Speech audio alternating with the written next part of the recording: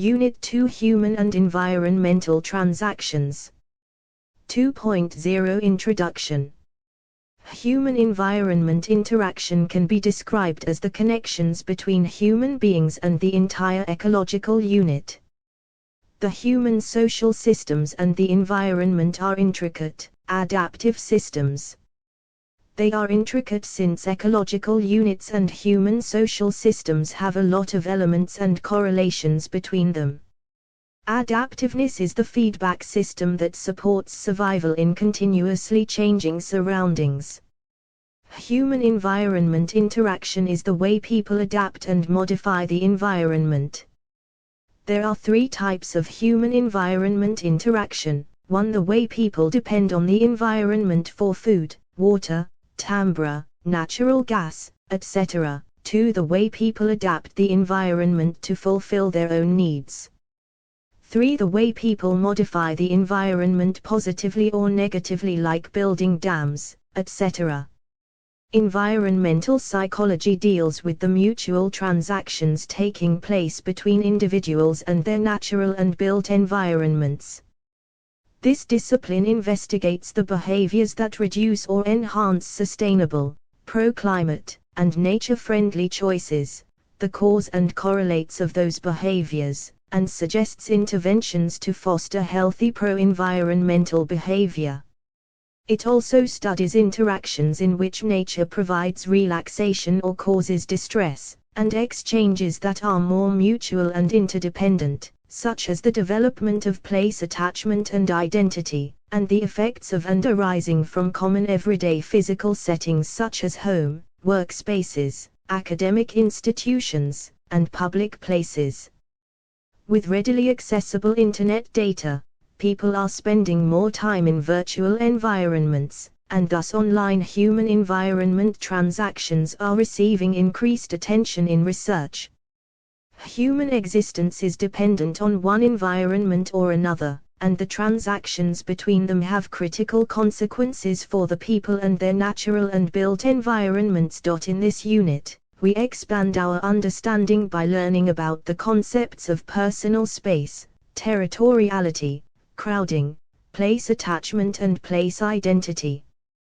The unit also engages with the various models from certain theoretical standpoints on human-environment interaction. 2.1 Human nature and environmental protection. Human nature refers to the fundamental disposition and traits of humans, such as their inherent ways of thinking, feeling, and doing. The environment is influenced by human nature. Environmental protection is the activity of individuals, organizations, and governments protecting the natural environment. The primary goal of environmental preservation is to preserve natural resources and the existing natural environment, as well as to repair and reverse any damage that has occurred. As a result of population growth, overconsumption, urbanization, and industrial growth, the environment is being degraded. Sometimes the damage is permanent and irreversible. This has been recognized and is a threat to human existence. Thus, different governmental bodies and even non-governmental bodies are coming up with the slogan to save the environment and stop environmental degradation. Since the 1960s, environmental movements have created more awareness of the multiple environmental problems and the strategies that have been taken towards saving the world. Over the last 4 decades, more and more research has been focused on determining whether there is a correlation between the changing human-nature relationship, its impact on people's health, and how it plays a role in protecting the environment. However, determining if there is a correlation necessitates interdisciplinary research into its scope and underlying mechanisms. It is believed that taking an interdisciplinary approach can help researchers better comprehend the complexity of achieving optimal health at the human-environmental interface. Human nature is majorly influenced by cultural factors that play a crucial role in affecting one's personality, nature, and traits. Our culture and values play a pivotal role in practices that are directed towards ecosystem protection, biodiversity conservation, and environmental protection. Human societies' perceptions of their surroundings are substantially shaped by their own cultures and cultural practices. Modern ecosystem management has traditionally been guided by a scientific or conservation philosophy. This has occasionally resulted in a confrontation between culture and conservation, but more recently, there has been a significant acknowledgement that sustainable ecosystem management requires a greater understanding and integration of community-nature linkages. The harsh reality is that most cultures perceive and manage ecosystems through a lens dictated by long-held cultural ideas that have lasted millennia. The challenge for ecosystem management is that in a changing global environment, some of these long-held traditions can degrade the ecosystem, while others can play a critical role in supporting biodiversity conservation as well as assisting society in dealing with the effects of climate change. Culture can be defined as a set of distinguishing spiritual, material, intellectual, and emotional characteristics of a civilization or a social group, which includes, in addition to art and literature, lifestyles, ways of living together, value systems, tradition, and beliefs. Furthermore, cultural systems of meaning alter people's interpretations of climate change and offer a historical and socio-cultural context in which consequences are felt and responses are generated. Commission on Ecosystem Management, IUCN. For example, the Indian culture takes pride in its strong cultural heritage and biodiversity. Majority of people residing in India follow the religion of Hinduism, where they worship the wind, land, wildlife, trees, plants, sun, moon, water, etc.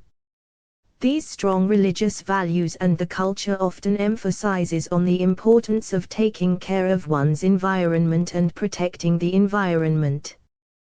The religion's scriptures and ancient literature depict the importance of environment. Dose. The Indian culture reflects the traditions, beliefs, and conservation of our environment. Human activities impact the environment on a large scale and in various ways, like overpopulation leads to exploitation of limited natural resources, pollution destroying the quality of air and environment, deforestation leading to soil erosion and depletion of the green areas, etc. 2.2 Personal space, territoriality, and crowding.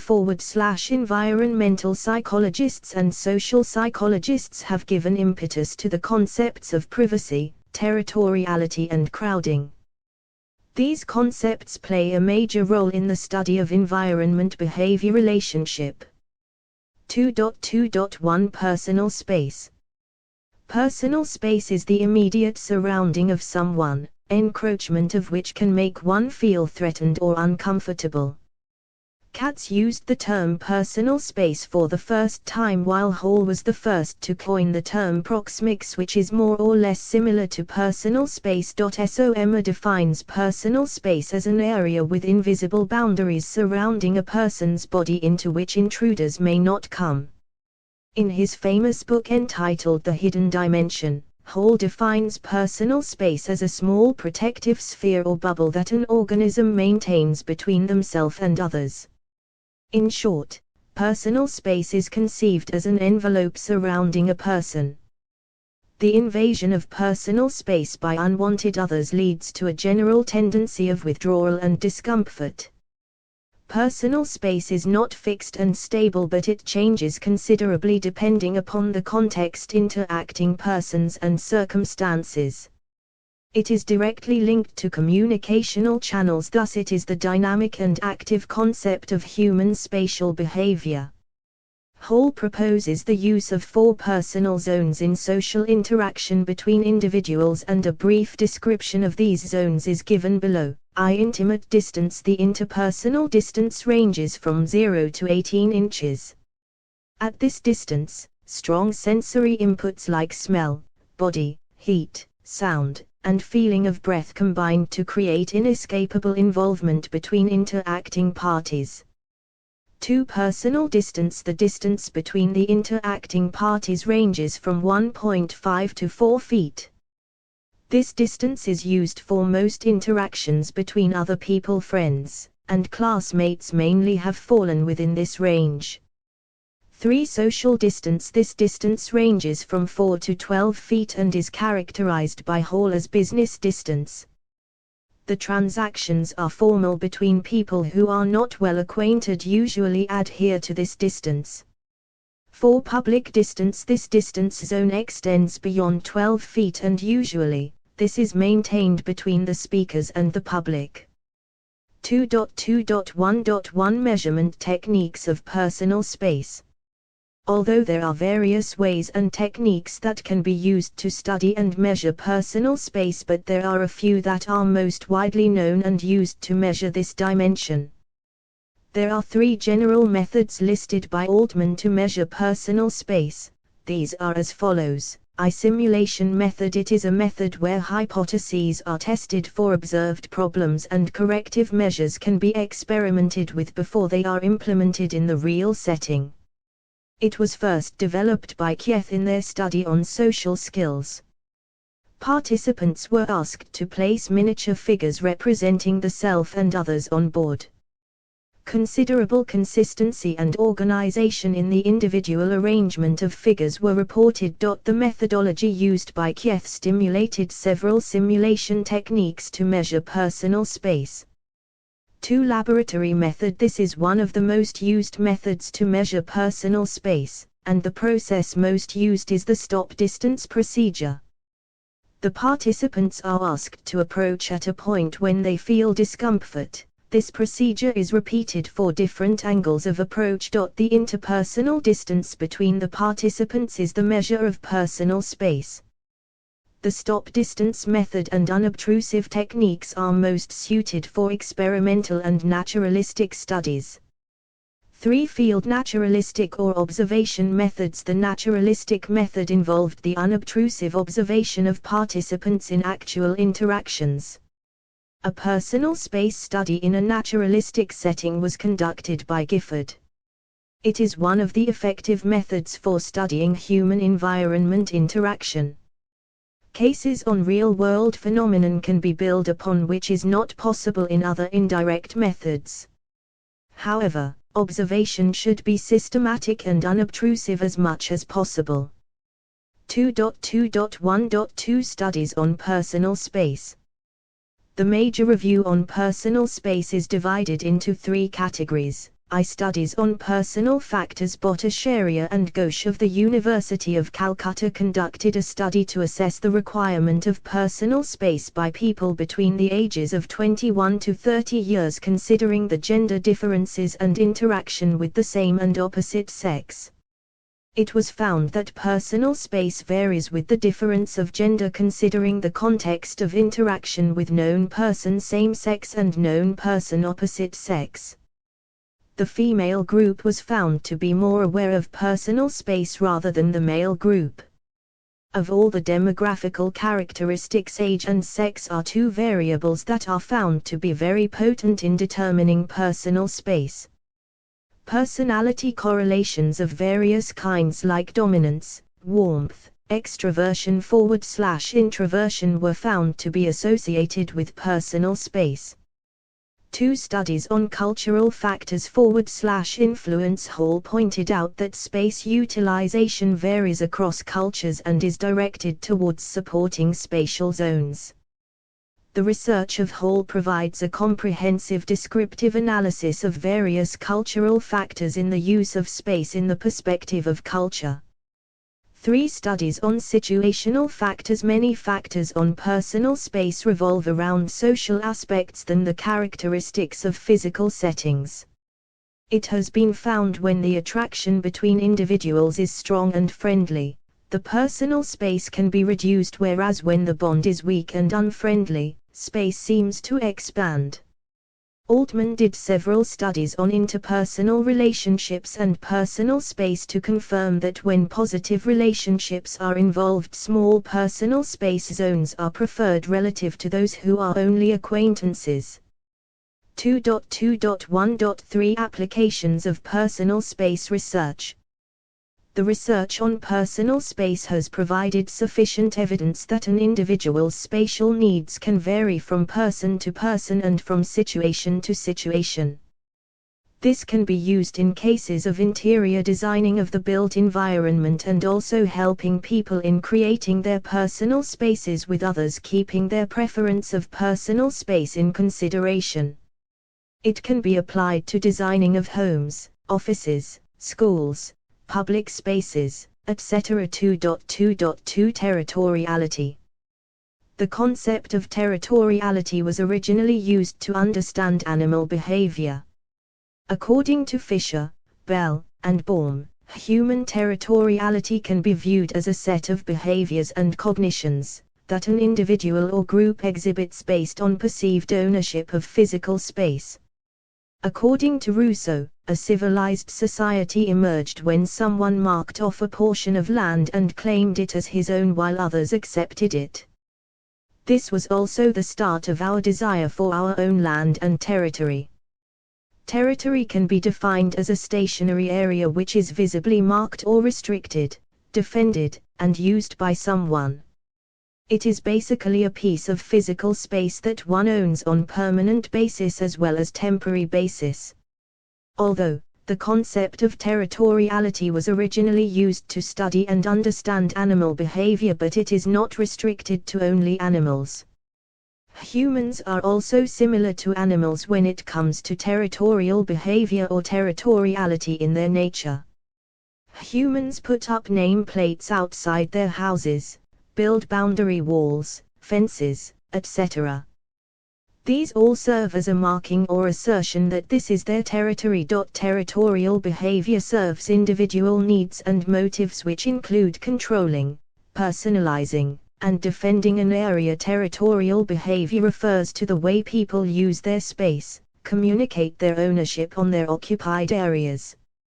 Territoriality is a set of attitudes and behaviors maintained by a person or a group that is based on the perception, attempted, or actual control of a physical location, item, or idea, and can include things like habitual occupation, defense, personalizing, and territory making. Territory and personal space seem to be similar concepts, but the major difference lies in the nature of these two. Personal space is more of an invisible and imaginary space or boundary that is subjective to every individual, whereas territory is a visibly marked boundary. 2.2.2.1 Factors influencing territoriality. Some factors that influence territoriality are discussed below. 1. Gender. Gifford, in his study on dormitories and beaches, demonstrated that when compared to females, males prefer larger territories. He attributed this preference of territory to be the result of socialization. These preferences for territoriality can be due to a result of internalization from a young age and being imbibed as gender roles set by the society and societal expectations. 2. Role of culture. Smith studied the behavior of people across different countries and the observed variations in the amount of territory across cultures. The study was conducted on French, Americans, and Germans. He concluded that even though there were similarities across these three nations, but there were differences too, like Germans had larger territories across cultures. Germans requiring larger territory than others can be attributed to their culture. Territory varies with population density and culture. This could also be due to the way a culture brings up an individual. It was also noted that across all the nations, males required more territory and groups of people required lesser territory than a couple or individual. 3. Situational factors. Territoriality varies from situation to situation. In a crowded bus or a market, the territory will be different, while in a library or at home the territory demarcation will be different. When we discuss territory, It is also important to take the context, situation, etc., into consideration.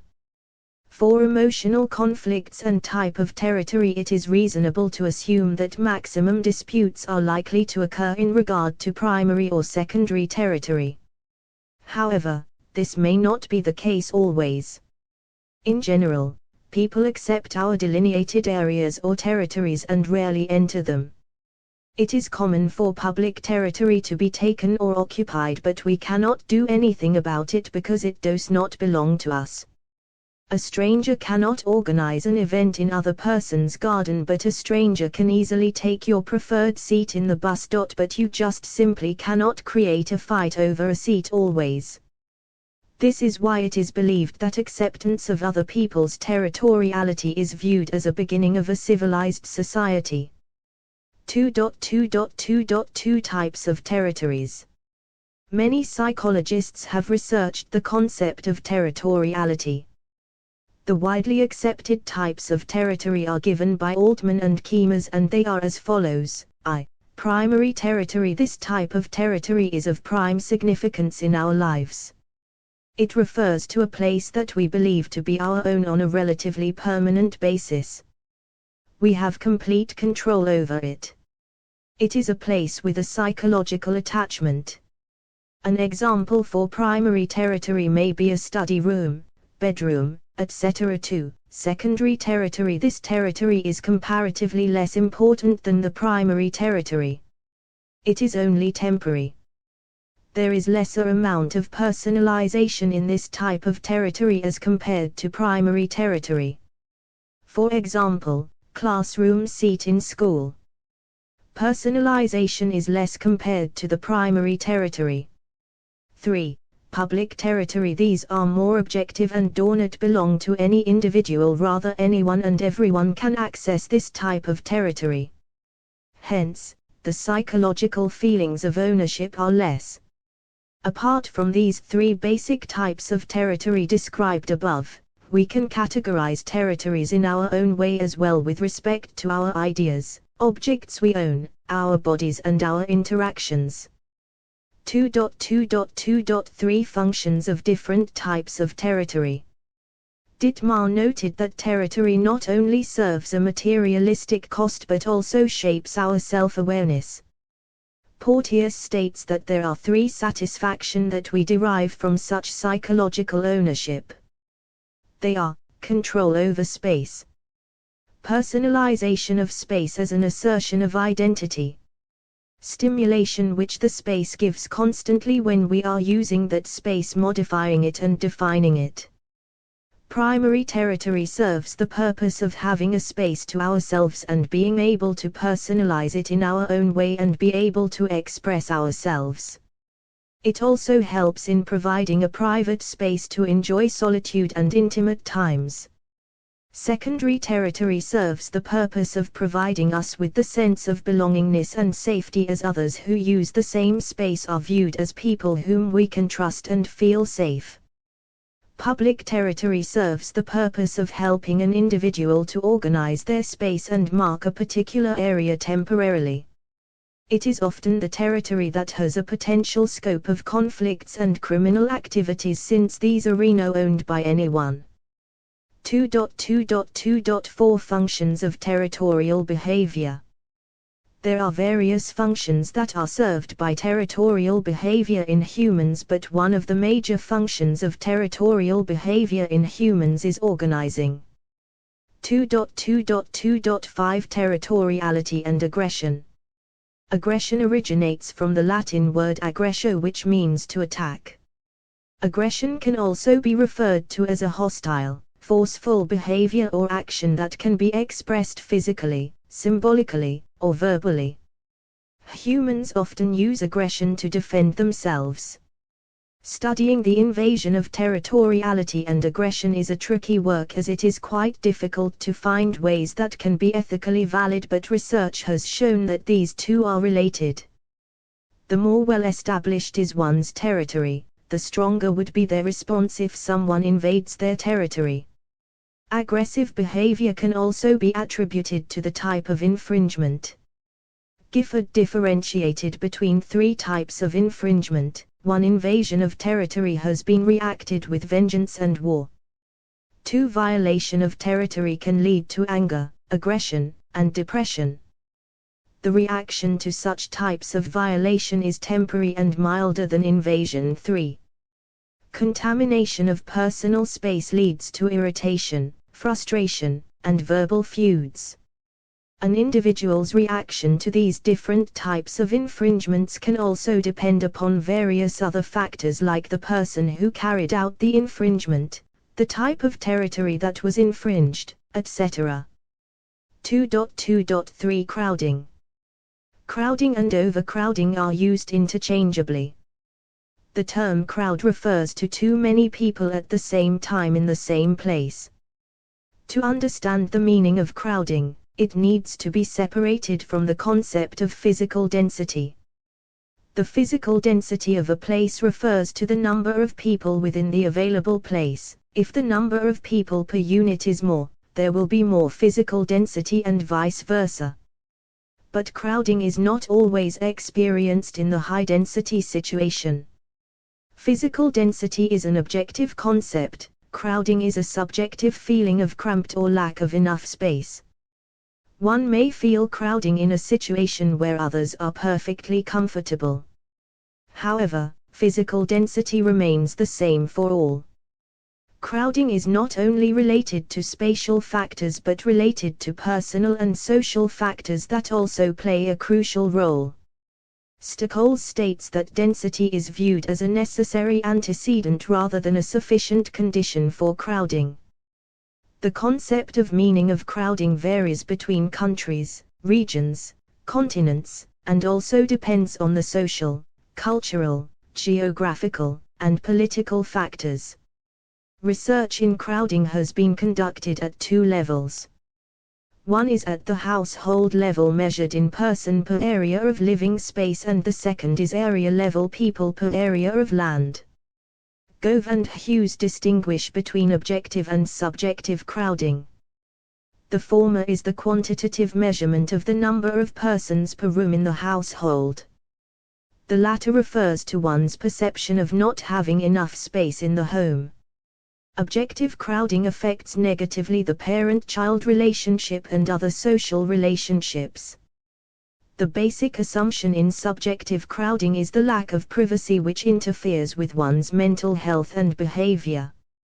It is the felt experience of crowding and has a stronger relationship with mental health than objective crowding.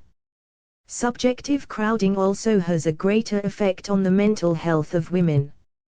Rebecca and Panday also differentiate between social density and spatial density.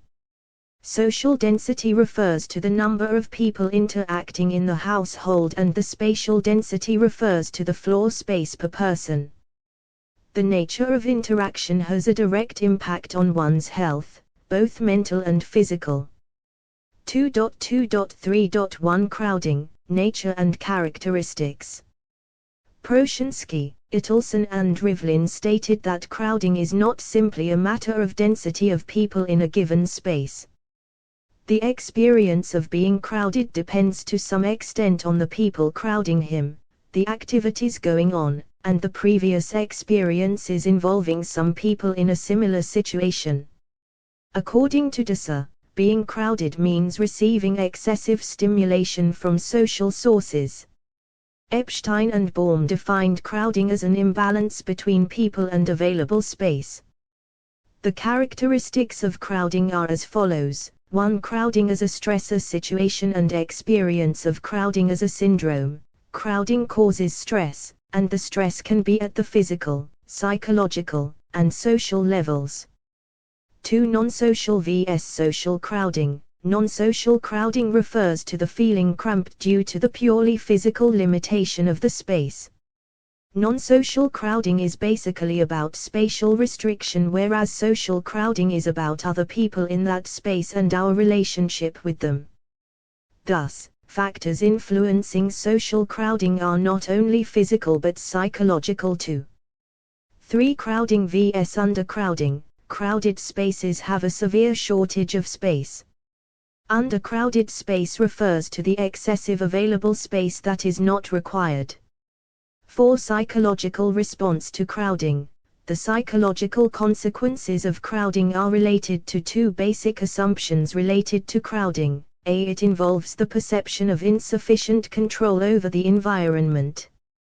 B. It increases the desire to put more space between oneself and others as a means of avoiding actual or anticipated interferences.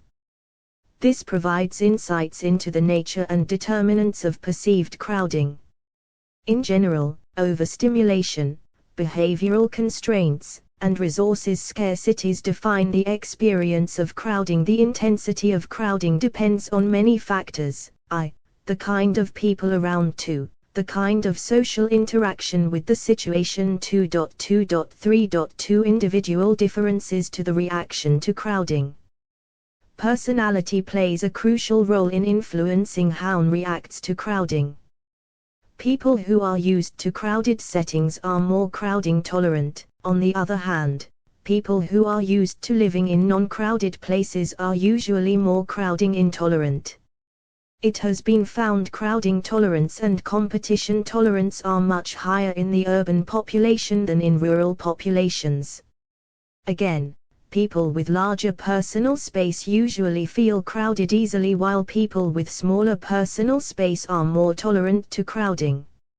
Friedman, in his book Crowding and Behavior, argued that crowding is neither good nor bad. He proposed the density-intensity theory of crowding, where he suggests as density increases, our behavior changes. He also found males usually experience more stress in high density. 2.2.3.3 Cultural factors in crowding. Cultural factors also play a role in deciding the effects of crowding. Although crowding is felt in all cultures, some cultures do inculcate better tolerance to it than the rest. For example, Asian cultures are more collectivistic, but some of the Western cultures are more individualistic.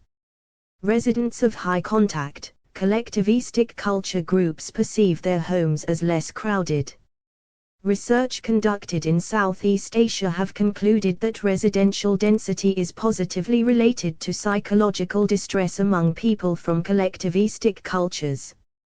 2.2.3.4 Psychological effects of crowding. There are both direct and indirect psychological effects of crowding. Lack of privacy because of crowding is associated with depression and other mental health problems. Crowding also leads to frustration, which may in turn influence behavioral responses and the individual's ability to cope with the situation. Tiwari and Mather summarize the popular conception of effects of crowding that are found in animals and humans under 3 points: I. Physical effects: pollution, slums, diseases, illnesses, physiological breakdown, and malfunctions.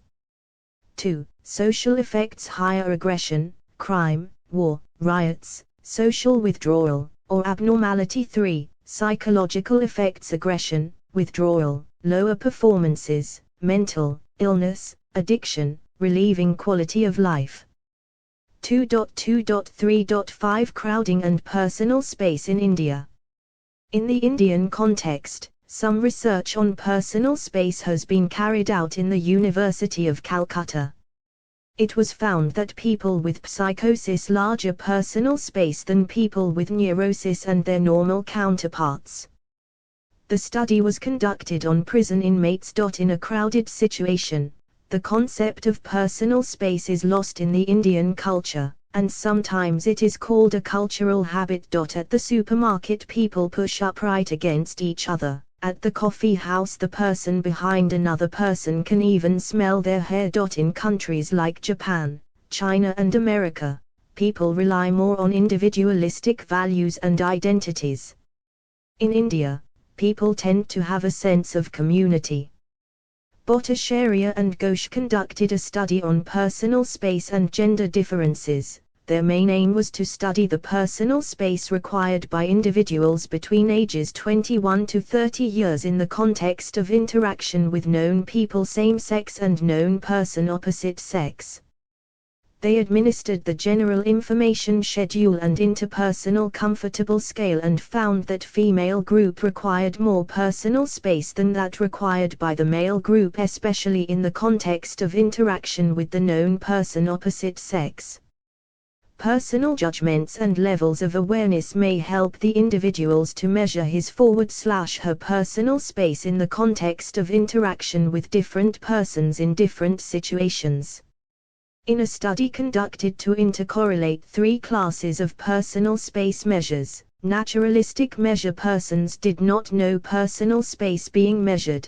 2 role-played measures participants approach or were approached by a stimulus person, and comfortable interpersonal distance scale SID, a series of 4 paper and pencil measure of personal space.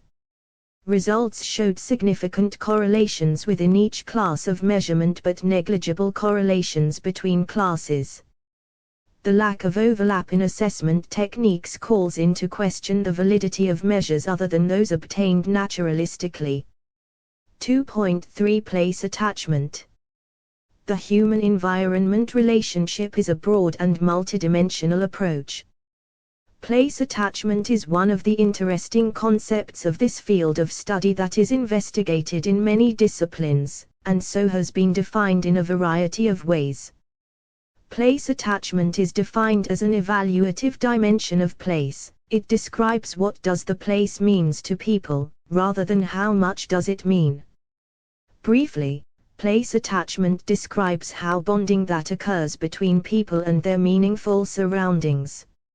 A review of the concepts and theories related to this topic helps to form the theoretical framework. Place attachment is influenced by several factors and usually, research in this area integrates the perceptual, psychological, physical, and socio-cultural dimensions of people and place. Considering dimensions of place attachment has always been beneficial for investigating the factors that influence people-place relationships. However, place attachment cooperates a positive role in individuals' lives and their care of the place. People who feel an emotional attachment to a place are more active to preserve the place. The relationship between people and places are characterized by cognition and affection respectively. Just like people form emotional bonds with one another, they do so with a place also. Place attachment is the emotional bond between people and place. It arises as a result of the cultivation of meaning and artifacts associated with created spaces. Our city, our home, or even our dining table are examples of place attachment. It is usually due to strong association with that place.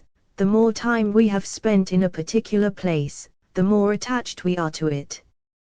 The attachment may be due to feelings, memories, and interpretations evoked by that place. Place identity and place image in general, both are 2 different things. Image may well differ from person to person, but for an individual who is attached to a place, his/her image to the place will always be positive. 2.3.1 Factors influencing place attachment.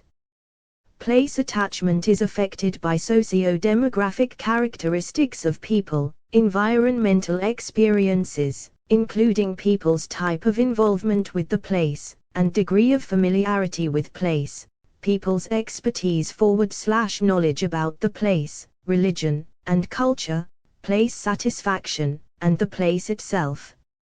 Schnell and Gifford in an interesting study proposed a 3-dimensional structure of place attachment as illustrated in the figure below. It shows that place attachment is a multidimensional concept. It shows that the person, psychological process, and places are dimensions. They explained that person is the first dimension, and said that place attachment can happen both at the individual level and group level based on the framework of the psychological process is the second dimension, which includes the affect, cognition, and behavior as manifested in the attachment. The object of the attachment is the third dimension, which includes place characteristics, that is the nature of the place. 2.3.2 Psychological dimensions of place attachment. Functional and emotional attachments are two types of place attachment that are identified by Williams et al. Functional attachment or place dependence states the opportunities that are set for the fulfillment of specific goals or activities. Emotional or symbolic attachment refers to the identity, importance of what the setting symbolizes. This symbolic meaning is very personal or shared. 2.3.3 Measurements of place attachment. During the last decade, place attachment has garnered substantial theoretical research. Borns and Secchiaroli suggested that place attachment puts forth a positive emotional bond between the public and the places because of the satisfaction of people with the evaluations and the identification with a specific place. Henceforth, the quality of the place can be measured based upon the evaluation and perception of the place by the users. These days, scholars from different fields have tried to discover place-based concepts empirically. In this scenario, most of the aforementioned research works have focused on measuring the strength of attachment. Lally differentiated attachment studies on the phenomenological and positivistic methods. Positivistic method of approach can be recognized by researcher-defined variables, traditional hypothesis testing, and quantitative methods. In this case, familiarity with the place, length of association, place dependence, place satisfaction, place identity, sense of belonging, and place affective are the variables that are used to measure place attachment. Williams and Roggenbuck created a series of Likert-scaled statements that were specifically designed to use the response format from strongly agree to strongly disagree to measure the theoretical dimensions of place attachment and related constructs such as place dependence and place identity. The measurement is based upon individual experiences and feelings related to the place. In contrast to positivistic approaches, phenomenological methods focus on the meanings and experiences of place via a descriptive and qualitative discovery of things in their own terms. In this regard, Manzo argued the phenomenology in architecture explores the ontological character of humankind and considers being in the world as an indispensable part of continuation. In recent years, many researchers focused on something more than mere measurement of public attachment by assessing 1. People's feelings and components of the place that absorb their attachment, 2. Influencing factors which could form place attachment, for example physical components of the place, socio-cultural relationships within the environment, and environmental behaviors or activities. And 3. The impact of place attachment on people's environmental satisfaction, attitudes, intention towards certain places. In this regard, people's environmental attitude could be evaluated through measuring their reactions in terms of environmental emotion, cognition, and activity. 2.4 Place identity and place dependence. Place attachment is one dimension of the person-place relationship that can provide information regarding visitors and their connection to particular public lands. Place attachment has been described as the emotional link formed by an individual to a physical site that has been given meaning through interaction. It is generally described as having at least two dimensions: place identity and place dependence. Place identity refers to the symbolic meaning a particular place has to an individual. People's place identity is individuals' strong emotional bonds to particular places or environments. Place identity, according to Proshansky, is a dimension of the self concerning the physical environment. He defines it as the cognitive connection between self and the physical environment.